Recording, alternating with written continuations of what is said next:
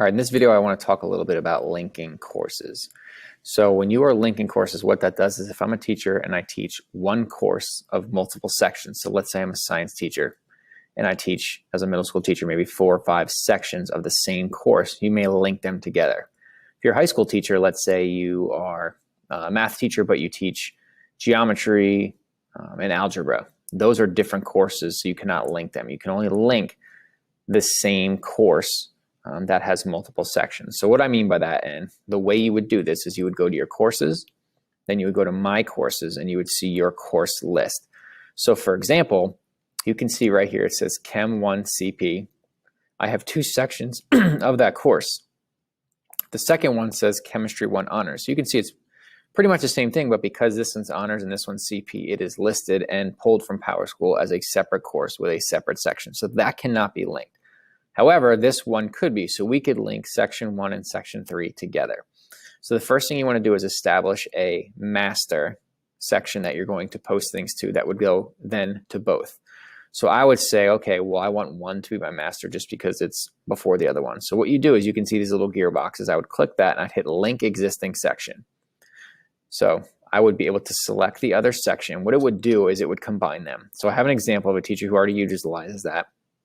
You can see it says English 12 CP, sections 3 and 4 have been combined. So the nice thing about that is it still keeps your students separate, but now when you post something, it would automatically go to sections, both of them. So you can see something here goes to 2 sections, other things go to 1 section. So the nice thing is if I would go and add a folder, it's automatically going to assume it's going to all sections, or what I can do is hit select sections to customize. I'd be able to say, okay, I only want this to go to 3.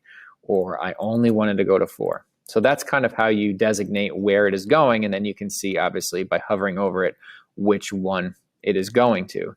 You could do the same for updates. Let's say you have, one of the classes is at a different point than the other.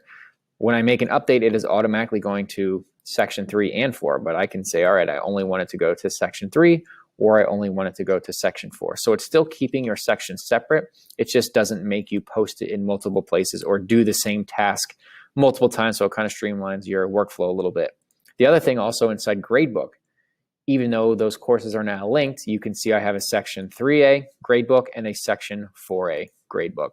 So that's the really nice thing, is that even though they are linked and you can streamline those tasks, it still keeps a lot of those things separated.